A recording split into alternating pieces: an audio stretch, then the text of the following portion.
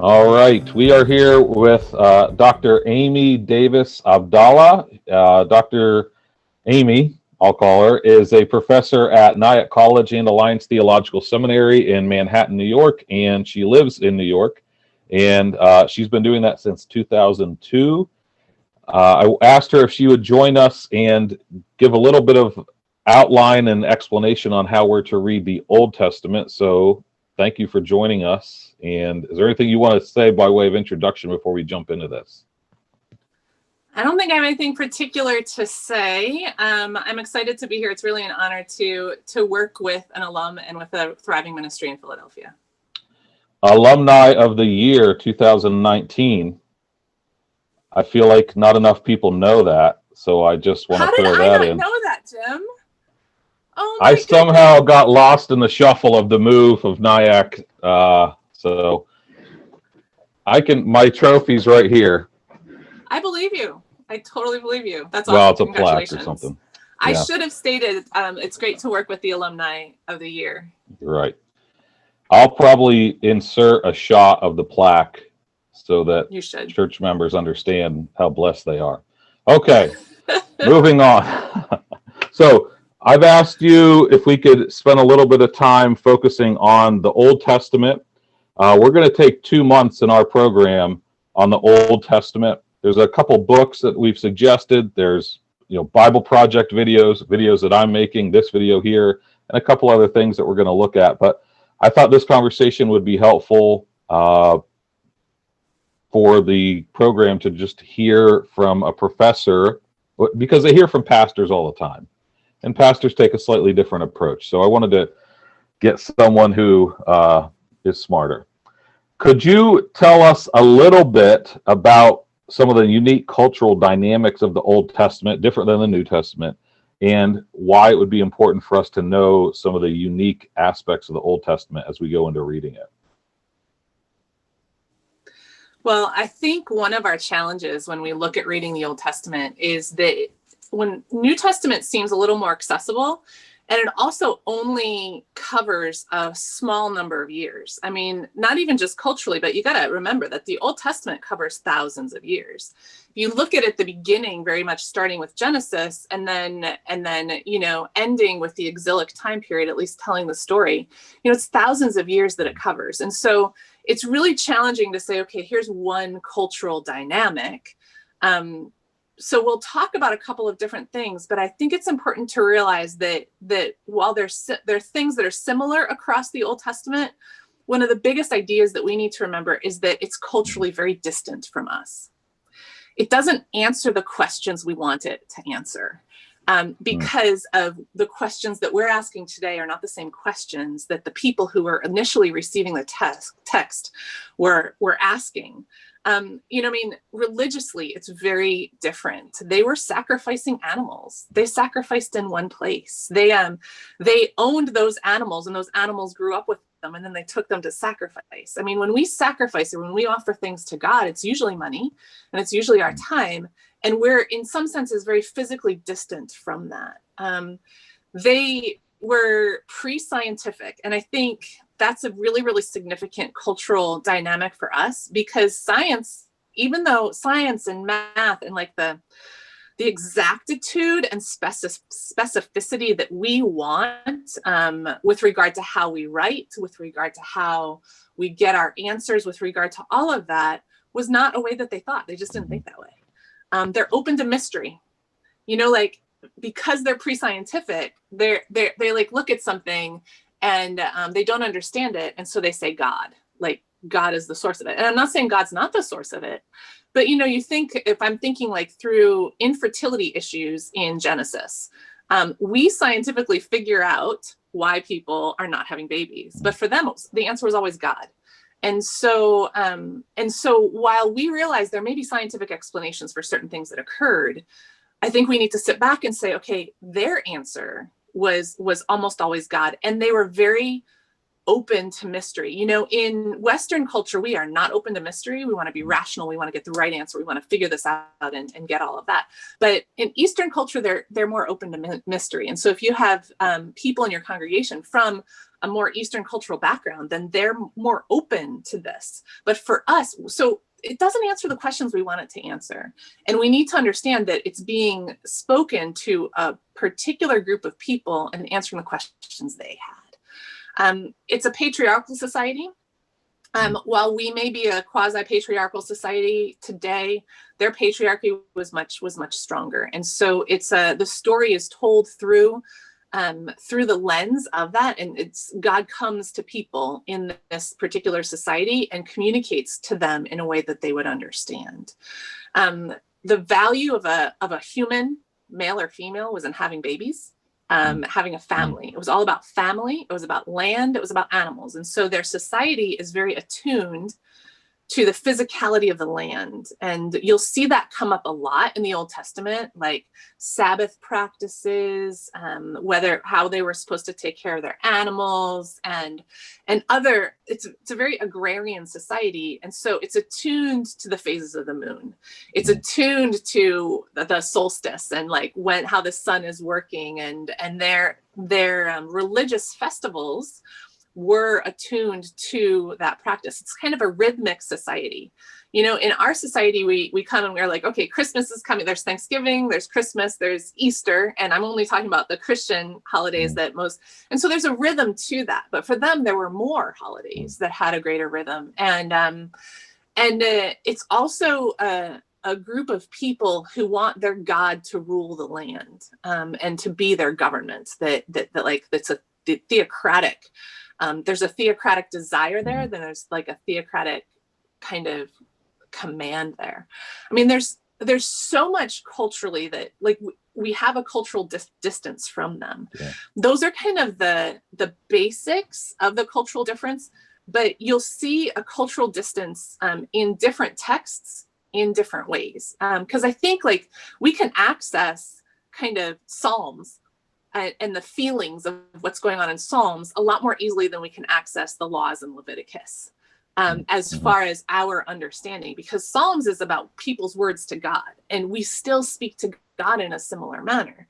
But Leviticus is about like the prescribed type of worship and how you're going to do it, and which animals you're going to bring and when you're going to bring them, and how you achieve a oneness with God, or you achieve reconciliation. And so different books are easier for us to kind of cross that historical distance without necessarily taking into account the historical distance as significantly as we might otherwise. So just responding to your answer there, you use the phrase cultural distance. We're thousands of years separated. We Americans do not live on the same continent. We don't speak the same language, eat the same food. We don't have the same customs. What are some of the things we can do as we study the Bible to bridge the cultural distance? Well, I think on your list, you recommend Fee and Stewart, How to Read the Bible for All It's Worth. Mm-hmm. And I think one of the keys of their kind of guide to interpretation is Scripture cannot mean today what it did not mean to the original audience. Mm-hmm. And so we need to kind of try to figure out what was going on in the situation in life for these people, how they understood it, and then bring it to us. Because frequently when we read the Bible, we read it all as one book. And you have a genre question later, which is going to be really significant. We read it all as one book, and we're like, oh, well, we can read it all in the same way. And we can't. I mean, it is all one book, but each individual book and different parts of the book, in fact, come to us in a different way, and we can't interpret it the same way. We can't, because it's not all supposed to be interpreted the same way. But the idea that I need to figure out what it meant to them before I bring it into us today. Like, I remember, and while I was just doing a little preparation for this, I was remembering way back when I was like 21 and I was living in Latin America, and I was dating this Latin American guy, and we broke up, and I came home for a month, and I read one of the Psalms, and I can't remember what it was, but one of the Psalms said, leave your country and your father's house, and the king will desire your beauty. And I'm like, that means to me today, and that I should leave the United States and go back and date this guy in South America. I mean, like, that's an extreme example. And yes, I was a bit naive when I was 21, but that's kind of sometimes what we do. We're just like, oh, that's really nice. Let me apply it to me today, to my life, to my country. Because I think sometimes we think people of God, and this might not be your people, and it's not so much today as it was like 50, 75 years ago. We think people of God equals America, and we have this manifest destiny. Like there's a lot of confusion and kind of fusion of this idea of Christian nation or people of God, but people of God is the church. People of God in the Old Testament, we do have an ethnic group, but people of God today is the church. And we need to make sure that when we say, if you look at Second Samuel, no, I think it's First Kings. It's when they're dedicating the temple, and God says, it's in Chronicles. Sorry. If my people who are called by my name will humble themselves and pray and turn from their wicked ways and seek my face, then I will heal their land, is basically the summary. And sometimes we're like, well, if my people, that means if our nation will humble themselves. And no, it's not calling to our nation. It's calling to the church. And there is no longer any particular ethnic group that is called God's people. We are the church, and we are called God's people. So you bridge it. There's this really great source that's called the Cultural Backgrounds Commentary. And it's a 2-volume source, one for the Old Testament and one for the New Testament. And so that's kind of helpful. If you want to have a commentary, I enjoy that one. There's a couple 1-volume commentaries that just kind of start off. And it can help you understand, okay, well, why are they doing this? Why are they sacrificing this? Why are they thinking about sheep this day? And so there are certain sources that help us. But I think it's the whole, just wait for a second there before you bring it into your personal life today, or into your, there are truths that you can bring in, but let it take a process. Okay. So I'm totally off the rails as far as our predetermined questions here, but I think the illustration you gave from the book of Psalms when you were in your early 20s is exactly the type of thing that we're trying to preclude and prevent. Which is, I read something and I give almost no consideration to its original intent. I just crammed it into my current situation. We're going to try our best to become familiar with the inductive Bible study method. And while it may not be perfect, it's a pretty solid way to approach. I want to make sure that before we go from, I don't want to just jump from observation to application. We want to focus on that interpretive step in the middle, which would help us from going back to Latin America and dating that guy. So that's really helpful. So one more question. Well, we want to get to the genres in a moment. That's really going to be a helpful question. But I have found in 16 years of pastoring that in the Old Testament period that people are least familiar with, I think they get creation in Genesis and Abraham. They get like Egypt and slavery, and even the kings, the exile. It seems like nobody understands the exile.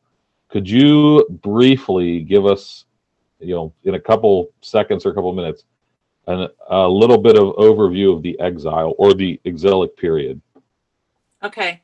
I'm going to take a little step back and start in Kings, if that's all right. Yeah. Just because I don't think we understand the exilic period unless we understand Kings. And I know that until I got to seminary, I didn't really understand the Northern Kingdom and the Southern Kingdom. Okay. Yeah. And so you've got in the Kings, you've got the United Kingdom with 3 kings. You've got Saul, David, and Solomon, and then there's a split. You talk about the 10 tribes that are north and the 2 tribes in the south. And so when you're reading the prophets, if you read about Ephraim, they're talking about the Northern Kingdom. If you read about Samaria, they're talking about the Northern Kingdom. They don't call it the Northern Kingdom. We call it the Northern Kingdom. But there are certain terms that refer to the Northern Kingdom. If they're talking about Judah, they're talking about the Southern Kingdom. If they're talking about Jerusalem, they're talking about the Southern Kingdom. Those are kind of the key words. Well, as time continues on, these people, like they just weren't free in general. Like they were almost always, there's a tiny, tiny little nation, and they're always paying tribute to other much larger nations. So during that time period, like in the 8th century, you've got like the Northern Kingdom, and you've got Assyria. Assyria is a huge and known for just being nasty. You'll read about them in the Psalms too. So you read about Assyrians and how they were so nasty to the people that they were trying to get rid of. And they came and they took the Northern Kingdom. And what they did was they scattered those people abroad. When they scattered them abroad, they took them and they basically resettled them. and took them to different places. And that's how you have like the lost 10 tribes of Israel. They're kind of everywhere. What they did was they resettled people from the other nations that they had destroyed. And that's where the Samaritans come in. So you've got people living in Samaria trying to follow that God. So then the southern kingdom lives and survives for almost a little over 100 more years. So you've got the end of the 6th century. I got the numbers right. Yeah.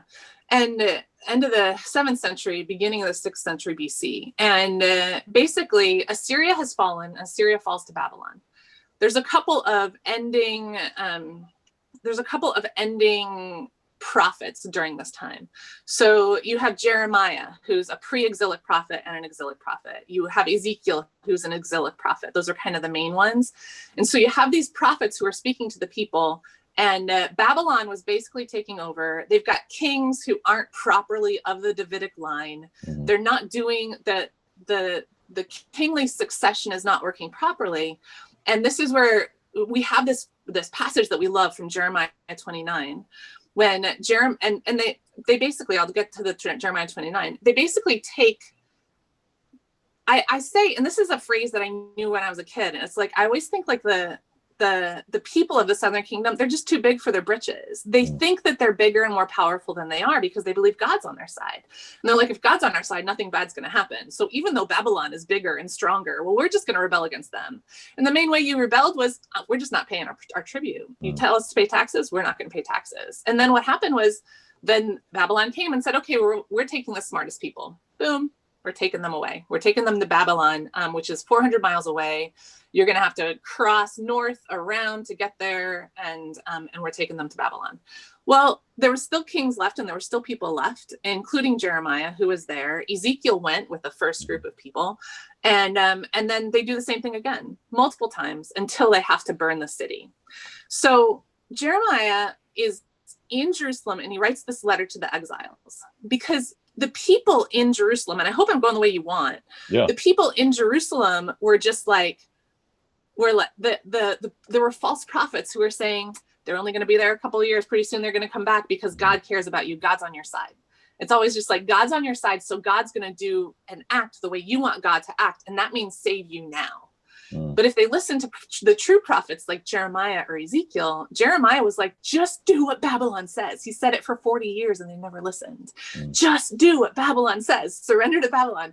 And they weren't listening. And so they ended up dying, and they ended up, everyone except kind of the lowest of the low, being taken to Babylon. Jeremiah writes the letter to the exiles in Jeremiah 29. And we love this passage where it says, I know the plans I have for you, plans to prosper you and not to harm you. Well, the context of that passage is Jeremiah's writing the exiles, and he says, stay there, be happy there, pray for the city, because it's the only way that good things are going to happen to you if you take care of those people there. And after 70 years, I'll bring you back. Yeah. And so these people are in exile for 70 years. Jeremiah dies. He's in Jerusalem. Ezekiel is in exile. And so the 70 years, it's hard to kind of count it. It kind of starts with the first group of people that were taken out. The first deportation is what we say. And then 70 years later, they kind of trickle back in. And so, but while they're there, the people in exile, there's certain things that become more important to them.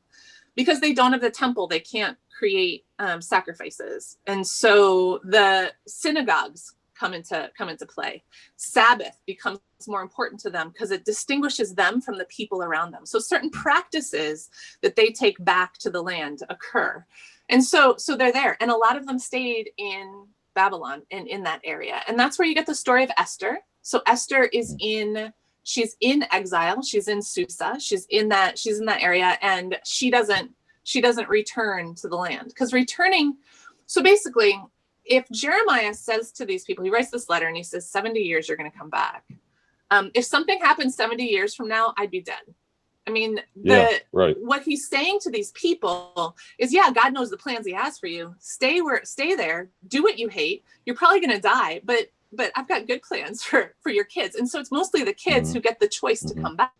Right. And because all they've known is Babylon, all they've known is this area in exile, then they don't necessarily want to come back. So you've got a small group of people who then approximately 70 years come back, and it takes them like 50 years to rebuild the temple. That's where you have Ezra and Nehemiah, and to rebuild and to allow things to grow, and to rebuild the temple, to rebuild the wall, to fight against the Samaritans, to purify themselves so that they could follow the law that they had kind of left behind.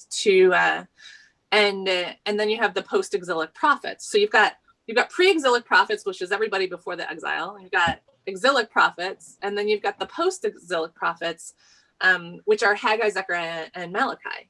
And all of the prophets fit into one of those time periods. They're all pre-exilic, exilic, or post-exilic. There's like one or two we're not 100% sure about, and I haven't taught the minor prophets in a while, so I'm not sure I'm going to be able to tell you exactly where they are. But the exile is extremely important because it's formative for what we see in the New Testament. Yeah, right.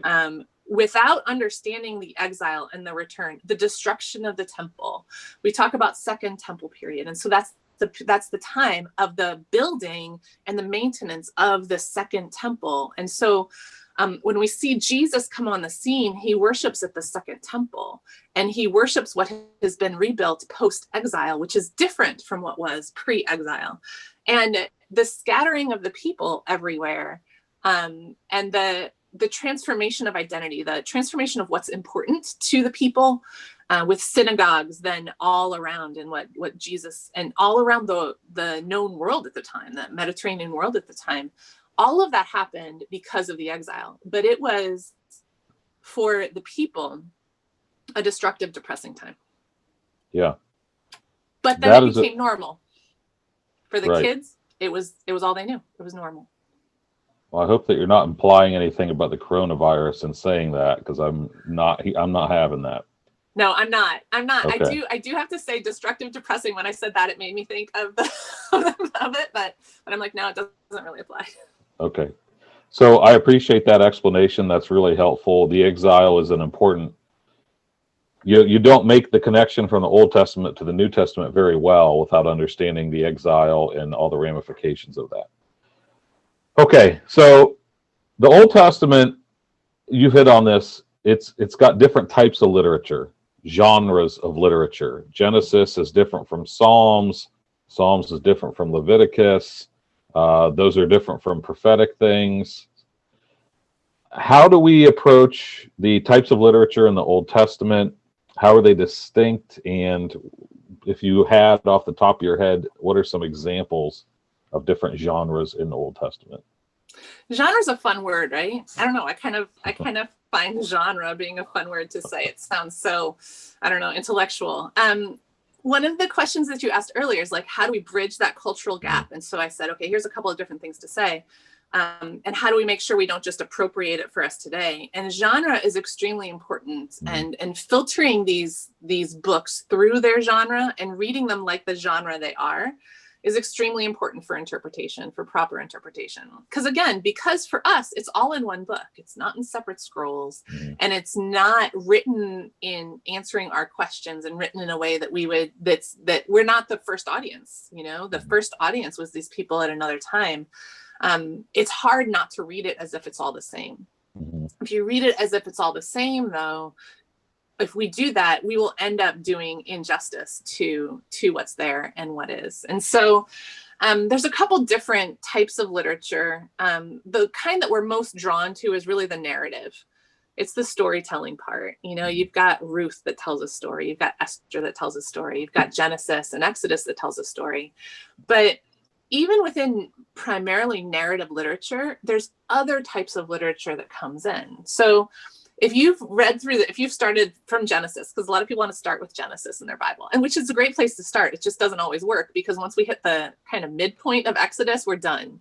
Yeah. Because like Exodus 1 through 20, till around, Exodus 1 through, it's exciting, it's really exciting. There's these 10 commandments that are being written, but then like from 20 to like 30, it's all about and mold and, like all of these laws. And so there's a lot of instructional literature that's in there that we're like glaze over.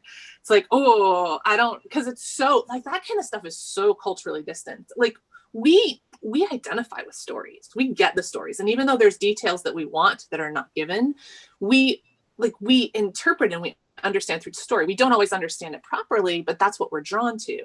The instructive material has a lot for us, but it takes a little more work to get to that. And it also takes a little more work to read it, because we're good. I mean, we kind of glaze over from Exodus 21 to Exodus 30, but then there's the golden calf that gets exciting. But then the last half of Exodus, the last portion of Exodus kind of repeats what was between 20 and 30. And then you get to Leviticus and you're like, this whole reading the Bible straight through is just not going to happen. Like there are challenges to that. And so, when I tell students, like, if you want to start studying the Bible, study first what you're drawn to, and then how the stuff that you're not quite as drawn to relates to what you're drawn to. The stories that you're drawn to. Now, there's a lot in Leviticus that is helpful to us, but that's instructional material that has a lot of cultural distance. And unless we're really, really interested in instructional material for particular topics. So I teach women in the Bible, and I just finished teaching it last semester. So I'm very interested in the Levitical material about about women and about women's bodies and about sexuality. Like that's the Levitical material that I'll look at more than this is how much grain you're supposed to have for the sin offering, because that's my area of interest. And so the instructional material is just a little bit more difficult, and we have to be careful about how we interpret it, but we need to interpret it. There's also, and so you've got narrative. The Kings gives you narrative, Chronicles gives you narrative, and Kings and Chronicles narrate the same time period from a different perspective. And so they choose what stories that they include because of the people to whom they are writing. And so they have particular purposes for the people. Like Kings is all about what these people did bad, because these people, their audience is in exile. And they're like, you need to know why you're in exile so you don't mess it up again. Chronicles is written to the people who are returning. So it's all about God's faithfulness, that God will give you a reward. And so there's certain stories in Chronicles like this that are not included in Chronicles that are included in Kings, because the point or the purpose of the author. But that's still narrative. Now some of us are really, really drawn to the prophetic. I mean, especially around Christmas time, like people are reading Isaiah. There's a lot of Isaiah prophecies or Isaiah passages that go along with Advent. We love Isaiah 53, one of the servant songs. Isaiah is a little bit more poetic. Ezekiel's just weird. Like there is prophetic literature. And I think prophetic literature probably runs the risk of being the most easy to misinterpret, because we think that they're talking to us. And I'm not saying that there's no meaning for us, but they weren't first talking to us. They were first talking to people at the time. And when we think about the prophetic literature, we need to remember that the prophets did two things. We think the prophets just tell the future. They're just going to tell us what's going to, like, one of the things that we want to have is, okay, who am I going to marry? How many kids am I going to have? Like, these are the things we want the prophets to tell us. Like, what's going to happen in our future? Who's like, is our nation going to take over the world? I mean, I don't know. Not that we want that, but that's not primarily what the prophets did. The future was secondary to them. These were a cyclical people who understood moving forward in the future by looking at the past. And most of what the prophets said, they already knew. Basically what the prophet said was, you've sinned, you're going to be judged. Primarily, they already knew that. All the prophets did was tell the truth. Like when I look at the New Testament and I think about Jesus being a prophet, I think about Jesus just telling the truth to his generation. And so when he says, like in the King James, verily, verily, I say unto you, or truly, truly, I say to you, Jesus is acting his prophetic forthtelling act. Foretelling, which is telling about the future, is secondary to them. And when we interpret the prophets, it's often poetic, so there's a lot of symbolism. We need to interpret the prophets according to what time period in the kings they were speaking to. So we already talked about pre-exilic, exilic, and post-exilic. And I talked about Jeremiah and Ezekiel and how they're in the exilic time period. So we need to understand the exilic time period in order to properly interpret Jeremiah and Ezekiel. Same with the pre-exilic prophets. Like, you need to understand the 8th century Judah in order to properly interpret Isaiah, and not just say, because Isaiah 53, we read Isaiah 53 and we're like, he was bruised for our transgressions. Like all of these beautiful ideas that we see fulfilled in Christ. And I'm not saying that that's wrong, but there was a meaning for those people 800 years before Christ. And so we need to be able to try to understand it. So there's prophetic literature. It often reads as poetic. It's not necessarily. There's poetic literature. Like, we do see a lot of poetry in Psalms. And when you read a poem, one of the examples I love to give when I'm doing Old Testament is, I used to love Robert Frost. And I remember stopping by the woods on a snowy evening. And I don't know if you're familiar with the poem, but it's basically this man who seems to stop by the woods on a snowy evening, and then it ends, and it just describes everything. And then it ends that he has miles to go before he sleeps, right? And I remember when I was interpreting that in high school, and we're like looking at literature, and it's like, what does miles to go before he sleeps mean? Does it mean he's got a long time to go before he dies? Is it actually he's physically distant from these people, or from his home? There's symbolism in poetry, and we can't read it the same way we read narrative, because narrative is a lot more direct. Of this person married this person and had this baby, or this nation destroyed this other nation. Like, these are the stories that we read. But the poetry is a little bit more flowery. It's a little bit more. That's why my Psalms interpretation was so bad. If I were reading some kind of narrative, it might be better to interpret that way. But the Psalms interpretation was so bad, because this is just poetry. And in fact, it's a royal poem. It's a royal psalm it's about the crowning of the king in Jerusalem. So yeah, it was a mess. There's also this really interesting group of literature that's called wisdom literature. And it's important to remember that each book might contain more than one genre. Okay. So it's not just like the book only has one genre. So the example I gave with Exodus, that had narrative as well as instructive. But wisdom literature kind of goes in multiple different places. And not everywhere, but wisdom literature is really, really important. So when I say wisdom literature, I'm talking about books like Psalms. Well, there are Psalms that are wisdom literature, but I'm talking about Proverbs, about Job, about Ecclesiastes, about Song of Songs. It depends. Like, they have different interpretations of where that goes. So Proverbs is really interesting because it's just a list of, they're just short sayings that are proven to be true by experience. When you read wisdom literature, we can't read them as promises from God, because it's experiential literature. There are a lot of it is true, but it doesn't necessarily mean that this is what's going to happen, if that makes sense. This is what usually happens. There is wisdom literature in the Bible, and there's wisdom literature around in other documents of the time. And some of them are exactly the same thing. The wisdom literature, those short sayings, they're kind of fun to read. They do help guide you in life, but it's a different kind of word than the prophetic.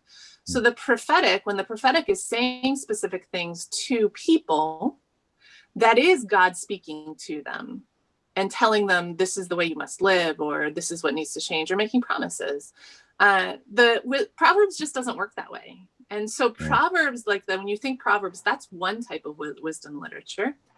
There's another type that's kind of a lengthy discourse about life's problems. So you look at Job, Ecclesiastes. It's kind of like this philosophical, often back and forth of, hey, this is what we think about this. And so wisdom literature, the point, that type of wisdom literature, the point is to just kind of talk about something. They don't form the kind of conclusion that we necessarily want them to form.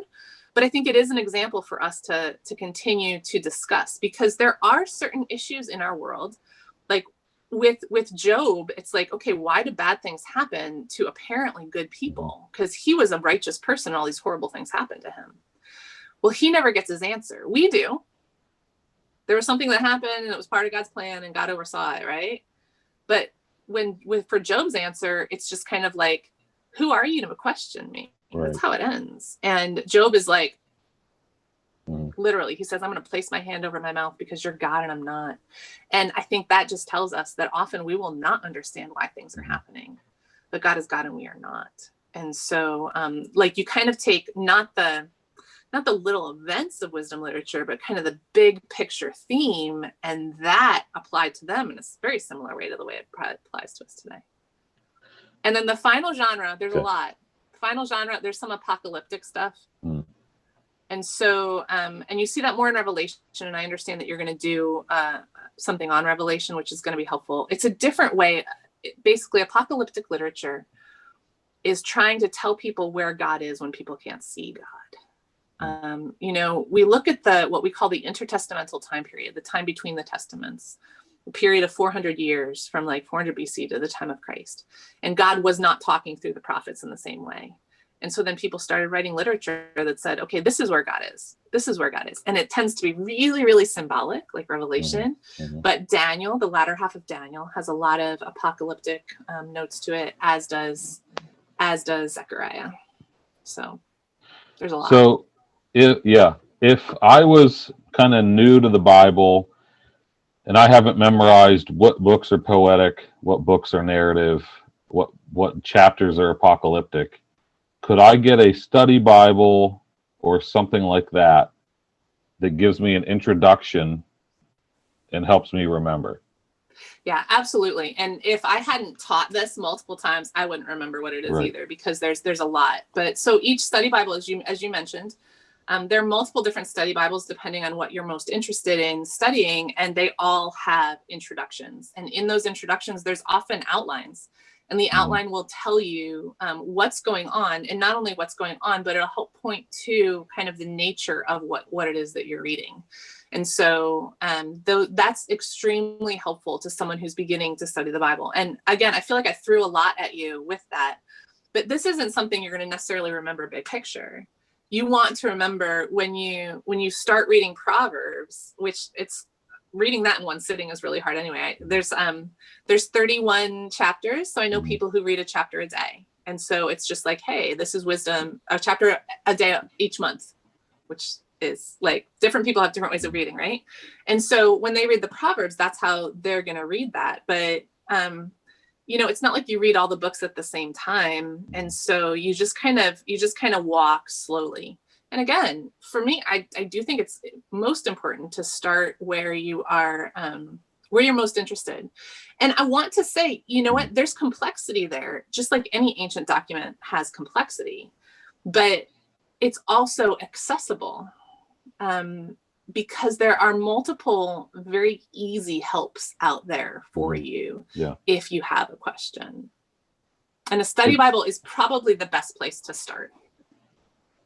Would you agree, or am I missing something? It's probably never been easier to get access to Bible study helps, right? Absolutely. Totally agree. It's interesting. Even we have so many things on our smartphone. Even if you want to say, hey, I want to see what this is in another translation, you can so easily do that. We call them smartphones. I'm just not 100% sure they're making us smarter, because we tend to access our social media apps more frequently than we access the information that's actually available to us. Yeah. Oh, that's a good point. Okay, so that's really helpful. And we have, we'll be dedicating 2 months in this program to the Old Testament. So what you covered in 10 minutes on genres, we'll unpack a little more, but also now this video is available to revisit and review. I know, like you have to do this is information that you accumulate over years. And once you've read Job 5 times, you start to get oh yeah, okay, I remember Job. I remember this is how I should approach Job, and this is what is and is not happening in Job. And it's something you build on, right?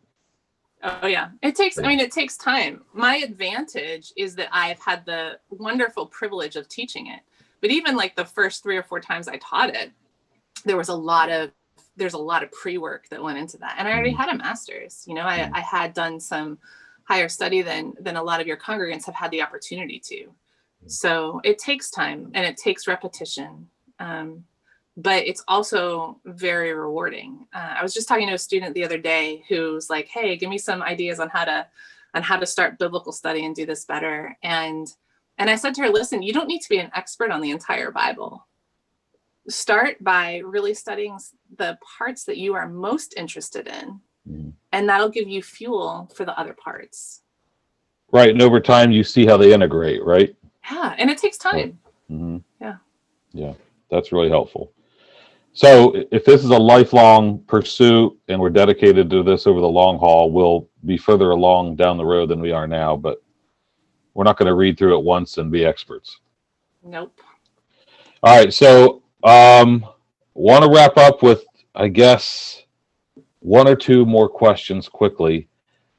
So we have in the past at our church, we did a brief sermon series on Christ in the Old Testament. We looked at a handful of types, a handful of Christophanies, prophecies, things like that. I think we only spent 12 weeks on it. So we just touched on the most obvious ones. What are some helpful principles for finding Jesus in the Old Testament? But also, how do we make sure we're not going so far that we're cramming Jesus into a concept that he's not obviously in? Yeah, it's interesting because some would say you find Jesus on every single page of the Old Testament. It's there all of the time. In my study, I like the obvious stuff a lot better because I want to respect the Old Testament, or the Hebrew Bible, as so many refer to it as, who don't necessarily believe in the New Testament, as what it is. Does that make sense? Mm-hmm.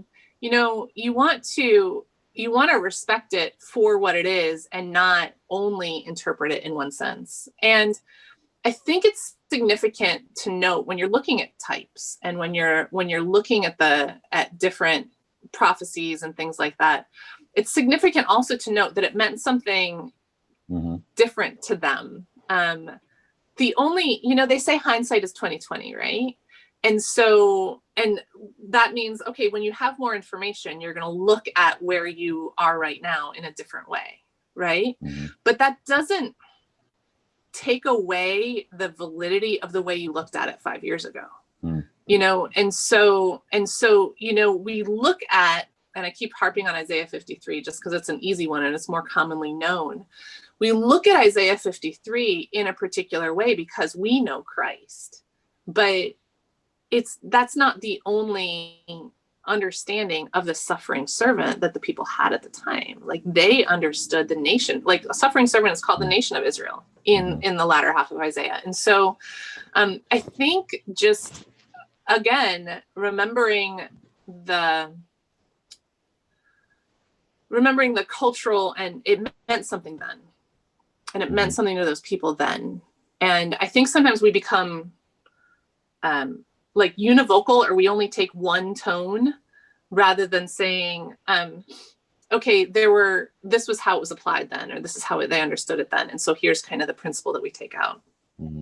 And I think this part's maybe a little bit easier to do when you look at types, like different people who are what I call little r redeemers, or little s saviors, in that they saved or redeemed their people for a temporary period of time, where we see Jesus is doing it forever. We see them, the similarity is usually pointing to one primary thing and not to everything. Sometimes we kind of make it bigger than it should be. If we look at Moses, and so I call him a little s savior. He saved his people. He brought them out of slavery, and brought them to the promised land, but didn't actually go with them. We see that as a type of Christ, but it's really only pointing to one portion of that. Right. There's a whole bunch to Moses that is not repeated. We see Jesus in the New Testament. I think some of the best places to concentrate are where the New Testament authors make a big deal of it. So you look at Paul talking about Jesus as the second Adam, and where Adam failed, Christ succeeded. And so you see that. So I don't know if that's really helpful with the principles, but it's kind of like, remember that it meant something then, and remember that it's not everything. It's not everything about the person. It's usually pointing, there's kind of one kind of characteristic or something from that particular type that you can bring forward. Now, I don't think it's necessarily bad to look for Christ in the Old Testament, but I think sometimes it doesn't take the Old Testament for what it is and honor it for what it is and what it was. I know I've done this in the past, and I still find people doing this. So the concept that you can find Jesus in the Old Testament, and as you mentioned, he's on every page. Well, it depends how small you want to chop up a portion of Scripture. Is he in every word, or is he in every story? Because he's not in. There's not a lot of references to God. Is it Ruth or Esther that doesn't even mention? Esther 0. Yeah, right. But so you might not be able to chop up every single word in Esther and find Jesus, but in the big picture of Esther, you find something about Jesus that sheds some light on him. But if you get down to the atomic level of a passage, you're just going to get lost in the process, and then we try to cram stuff in that maybe isn't there. Yeah. That's really helpful. Okay. I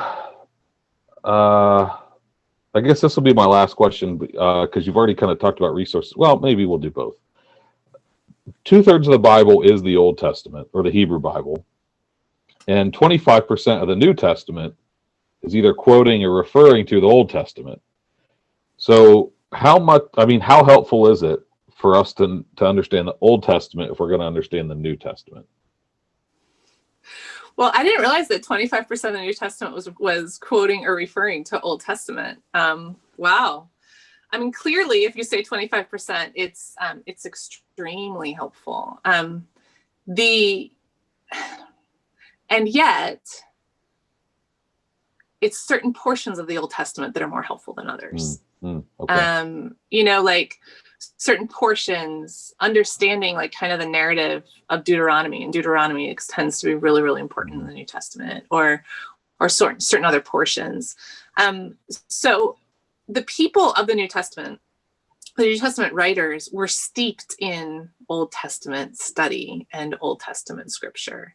And so even their kind of worldview would have been shaped by the Old Testament. And so to understand the Old Testament, when we teach at NIAC, we often throw students in New Testament before Old Testament, primarily because they tend to have more success, because the New Testament is more familiar to them. Ideally, we would love to put them in the Old Testament first, because it's foundational to the New Testament. Like, you can't understand the book of Hebrews, which is all about the high priesthood of Christ, unless you understand what priesthood is in the Old Testament. And you can't understand kind of what Christ fulfilled as prophet, priest, and king, unless you understand what prophets and priests and kings did in the Old Testament, and who the types were that pointed to him. So the Old Testament is really, really important. But again, the truth is, it's the easier portions, or the more that actually help us more than some of the complex portions. Like, wisdom literature isn't quite as necessary to understanding the New Testament. Okay.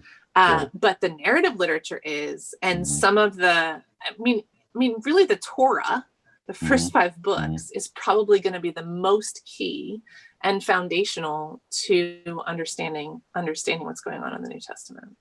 Right. So, like, if you don't know who Abraham is, you're going to have a hard time with Romans. Oh, right? Yeah, you're not going to understand Paul. But I think Job is only referenced once or twice in the entire New Testament, and it's in passing. So, right, to your point, certain portions, Deuteronomy, the Torah, the first 5 books, that's really helpful to understand the New Testament. Yep. Okay, that's really helpful. This is the last question. Any recommendations on resources, commentaries, videos, other books, whatever, that would be helpful for someone who's early on their journey of learning how to study the Bible? Well, early on their journey, we talked about NIV study Bible, or not NIV study Bible, like any study Bible. I have I have multiple different study Bibles. But so we talked about that, but kind of the first step is just looking at different translations. I don't know what translation you use in your church, Jim, but hearing the Bible over and over in one translation makes you think in one way. So even if you just come to a text where you're like, that's a little bit confusing, I wonder what how this other version states it. Because that's really, really easy. You can just switch the versions on your phone or on your iPad, and then you get this slightly different interpretation, because each translation has different purposes and different ways of doing their job. Now, most of us don't read the very beginning of our Bibles to tell us how that works. And it doesn't really come unless you're going to somehow find the foreword in your on your phone or iPad or computer. But there are different purposes and different reasons for the choices that they've made. And when you see those differences, it helps you ask questions as to why they're making those choices, which then helps you think more through what the Bible is trying to say. And so that's kind of first step. What do you got there? Well, so to answer your question, we use the New American Standard Bible because we're not playing. And we have a 25-minute video in this course where we go through the preface of the New American Standard and explain why there's words that are italicized and what a quote in the New Testament in all caps means and that type of thing. So not everyone is going to be familiar with that, but this group will suffer through that. That is really great. And the NASB is really, really good for study. You know, like the New Living Translation is more for like poetic reading, but then you have the NAS, which is really good for study if you don't know the original languages. You know, you've got the NIV that's kind of in between those, or so there are multiple different ones. And the NASB, it's because of the way that it's done. And so I'm really glad you did that. Like, some people would think that's super boring, but it helps so much in the way that we interpret the Bible. Because sometimes we're like, oh, we like that one, so let me just take that one. Oh, the number of people that buy Bibles because the cover is pretty. You know, like I don't even get into that. But so I preach from the NASB, but I recommend NASB, the ESV, or the NIV. If you use any of those, not that those are the only three good ones, but those are the ones we use the most. If you use those, you'll be on a page with us most of the time. Yeah. So like that's kind of first step. Second step is study Bible. And I don't know if your people are familiar with study Bibles, but there's multiple different ones. There's a cultural background study Bible.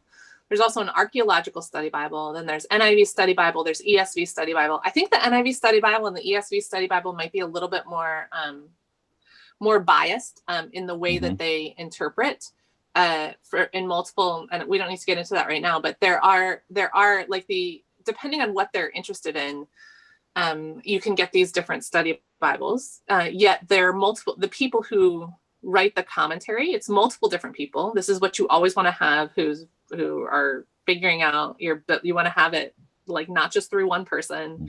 I mean, while the message is fun to read, you can't read it all by itself. You have to read it with other translations, because that's just a paraphrase. And then similar to the study Bibles. And then if you say, hey, I want to go a little bit further, you can either choose kind of commentaries on particular books of the Bible. So say Genesis, I'm drawn to Genesis, so I'm going to choose a commentary on Genesis. And I'm going to get something just on Genesis. Or you could get 1-volume commentaries. So there's 1-volume commentaries that are put out. And so it's just kind of basic. And then you can have that for whenever you're reading the Bible. But there's nothing wrong with saying, this year, I'm going to figure out this book of the Bible. There's nothing wrong with going deeper. You don't need to know everything. In fact, sometimes God calls you to really look at just one theme, because it's really, really important for where you are and where God is moving you to in your lives. And so there's no one right way to do it. But there are multiple sources that are out there for you. So you start with different translations. You move to a study Bible. You go to then commentaries, and you can have 1-volume commentaries. Like I said, I like the cultural backgrounds commentary. It's 1-volume New Testament, 1-volume Old Testament. And then there are multiple other commentaries, some of which are better than others. That if you say, I'm just gonna figure out Romans this year, it might take you 3 or 4 years. But if you just say, hey, this is the one I'm going to figure out, you can get a commentary on Romans and use that alongside for study. Okay, so. And I don't do a lot of videos. Okay. So identify a translation, study Bibles, which we've heard several times in the course of this, the cultural background is like, that's the way to go. That's also a commentary. There's the cultural background study Bible, as well as the commentaries. I think that's the commentaries crammed into a study Bible format. Maybe it is, it's Craig Keener. Yep. Both places. So, okay, that's really helpful. What about for the language study? Any suggestions? If I wanted to do a word study on a Hebrew word or a Greek word? And you don't know the language? Right. Yeah. Blue Letter Bible is an online app, which is probably the easiest to use. And so like Blue Letter Bible, you can get it in Hebrew, you can get it in Greek. They don't, there's some manuscript things, that's choices that they make, but that's probably the most accessible. So it's just electronic. You can go straight through it. You can get the Strong's number. You can get the definitions. You can get wherever else it's used in scripture. And so, excuse me, that's probably the easiest for access if you don't know either of the languages yet. Okay. Great. Well, this is really helpful. We appreciate your time and you doing this for us. This will be saved for us to use over and over and over. So this is a huge help for us. Thank you very much for doing this.